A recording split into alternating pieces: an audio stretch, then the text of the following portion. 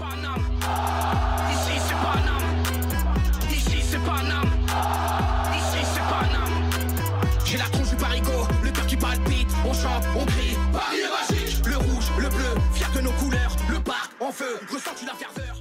Yo, salutations mes humains, c'est OP, j'espère que vous vous portez bien et bienvenue sur la chaîne. On se retrouve pour une toute nouvelle vidéo, l'avant-match Paris Saint-Germain, le LOSC. Eh oui, gros choc de Ligue 1 et on espère une belle opposition entre ces deux équipes.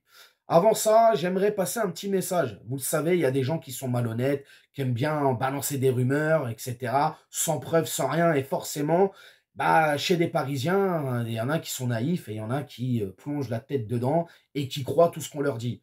Bref, là, il y a une information qui est sortie comme quoi le PSG pourrait lever l'option d'achat de 45 millions d'euros du jeune phénomène du FC Porto, Rodrigo Mora.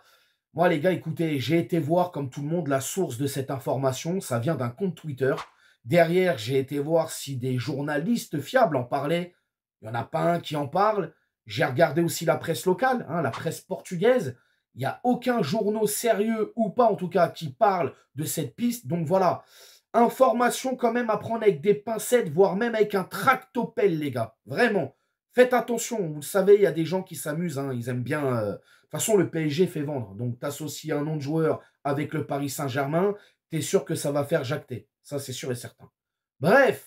On s'abonne à la chaîne si ce n'est toujours pas fait. La petite clochette à côté, on clique dessus pour les notifications, le référencement. On met son plus beau pouce bleu et on lâche son petit commentaire. On ne change pas les bonnes vieilles habitudes. Les stats des deux équipes, on part de notre adversaire Lille et on finit avec nos Parisiens. Et c'est tout de suite pour les stats.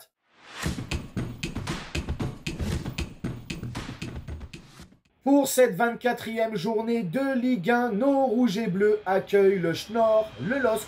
Coup d'envoi à 21h05 au Parc des Princes et c'est retransmis sur l'horrible chaîne DAZN.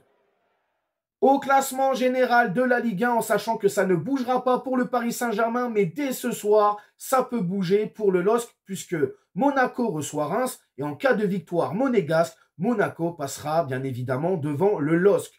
Puis même demain, il y a des matchs et dimanche aussi, il y a des matchs. Donc voilà. En tout cas, à l'instant T, au moment même où je vous parle, le Paris Saint-Germain est toujours premier leader avec 59 points. Quant aux Lillois, ils sont quatrième avec 41 points.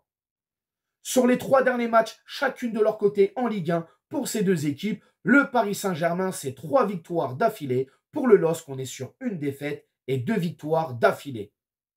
Sur les 10 dernières confrontations, toutes compétitions confondues, les face-à-face entre ces deux équipes, large avantage pour nos Parisiens puisque le PSG, c'est 7 victoires, 1 nul et 2 défaites. Pour les Lillois, c'est 2 victoires, 1 nul et 7 défaites. La dernière fois que nos Parisiens se sont inclinés au Parc des Princes face aux Lillois, il faut remonter en 2021 et on avait perdu 0-1 et il me semble que c'était Jonathan David qui avait ouvert le score pour les Lillois et qui avait fait gagner son équipe.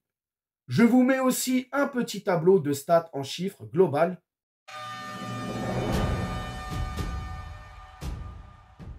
Donc voilà les gars, c'est tout pour les statistiques entre ces deux équipes. Et maintenant, on peut parler de notre adversaire de demain soir, Lille.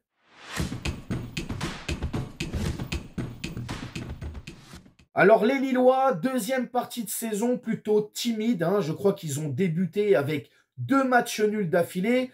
Derrière, ils arrivent à sortir Marseille en Coupe de France pour récemment se faire sortir par une Ligue 2 Dunkerque que l'on va retrouver, nous, en demi-finale de Coupe de France. Assez compliqué. Ils ont perdu aussi à Liverpool. Après, derrière, je crois qu'ils perdent contre Strasbourg. Bon, ils vont reprendre un peu de couleur, forcément, face au Feyenoord, face à Saint-Etienne. Ça transpire pas la sérénité chez les hommes de Genesio. Bon, ils sont toujours en lice pour la Ligue des Champions. D'ailleurs, sacré morceau, ils ont tiré le Borussia Dortmund.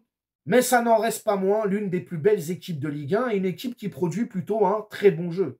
Et en parlant jeu, c'est une équipe qui tourne en 4-2-3-1. Après, dans le style de jeu, les Lillois, on le sait, c'est une équipe qui est basée sur la possession. C'est une équipe qui aime beaucoup attaquer, que ce soit dans l'axe ou sur les côtés. C'est une équipe qui aime aussi jouer très haut. Ça joue court, c'est bon dans les duels. C'est une équipe aussi qui est très forte sur les coups de pied arrêtés. Mais comme toutes ces équipes qui aiment avoir la possession, qui aiment jouer l'attaque, c'est une équipe surtout qui a beaucoup de mal à défendre lorsqu'elle est face à un adversaire qui joue en contre-attaque ou en profondeur. Bon, voilà, maintenant on sait où on doit appuyer, nous, justement, demain soir pour aller chercher les 3 points. Donc voilà, les gars, c'est tout ce que j'avais à dire sur Lille. Et maintenant, on va parler de nos rouges et bleus. Et il y a pas mal de choses à dire.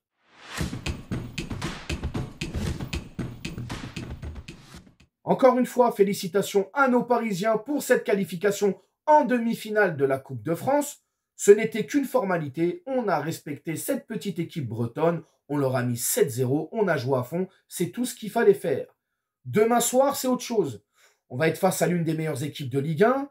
Comme je l'ai dit en intro, ça va être une belle opposition. Je vois bien les Lillois venir essayer de venir gagner ou au moins d'aller chercher un point, tu vois. Essayer de nous jouer des tours. À nous de ne pas tomber dans le piège et de continuer sur notre lancée, sur notre dynamique. On respecte le plan de jeu mis en place et tout va bien se passer. On travaille ensemble, on attaque ensemble, on défend ensemble, on met des buts, on va jusqu'au bout, on ne lâche rien pendant 90 minutes. Et c'est ce que je disais justement dans le débrief face au Stade Briochin. Cette équipe du Paris Saint-Germain, peu importe l'adversaire, peu importe la compétition, Ligue 1, Coupe de France ou Champions League, joue de la même manière ces derniers temps. Et c'est ce qu'il faut continuer comme ça. Donc demain soir, du sérieux et tout devrait bien se passer, même si les Lillois vont jouer à fond et ne vont pas nous faciliter la tâche, disons-le. Au niveau du 11 de départ, c'est là que ça pose problème. Parce que vous le savez, il y a Liverpool la semaine prochaine. Qu'est-ce qu'on fait? On fait tourner, on ne fait pas tourner. Demain soir, c'est Lille. Est-ce qu'on prend le risque de mettre une équipe, je ne vais pas dire en mode Coupe de France, mais vous m'avez compris. Moi, personnellement, voilà. Je pense que c'est au vu de la physionomie du match que je ferai rentrer des joueurs ou que je vais changer. Mais pour ce match-là, j'envoie la cavalcade. Ah, je vous le dis, les gars, j'envoie la cavalerie, les gars. Sans pitié. 4-3-3 pour le 11 de départ. Ça ne bouge pas. Donnarumma dans les cages. La charnière centrale, Pacho, Marquinhos. Nuno Mendes à gauche, Hakimi à droite. Le milieu de terrain, Zaïre Emery, João Neves et Vitinha. Pour l'attaque, je mets Dembélé en faux neuf. Je mets Doué à droite et je mets Kvaratskhelia à gauche. Donc voilà, les gars. C'est mon 11 de départ si j'étais Luis Enrique, si j'étais coach de ce PSG-là pour demain soir face au LOSC. Au niveau du score, les gars, je vois quand même un match très serré, même voire un but d'écart, et je dirais 1-2 pour le Paris Saint-Germain. Donc victoire de nos Parisiens. Et au niveau des buteurs, je mettrais Dembélé et je mettrais Gvara. Donc voilà, Dembélé et Gvara pour les buteurs parisiens demain soir face au LOSC. Vous allez me dire dans les commentaires, mes humains, comment vous sentez ce match. Est-ce que pour vous, il faut faire tourner comme en Coupe de France ou pas du tout? On met la bonne équipe et au vu de la physionomie du match, on fait tourner ou pas? Vous me dites tout dans les commentaires. N'hésitez pas à vous abonner, partager, liker et on s'attrape demain pour le débrief. Prenez soin de vous. Ciao, ciao. Nique sa mère, les footix, c'est l'UTS que j'incarne.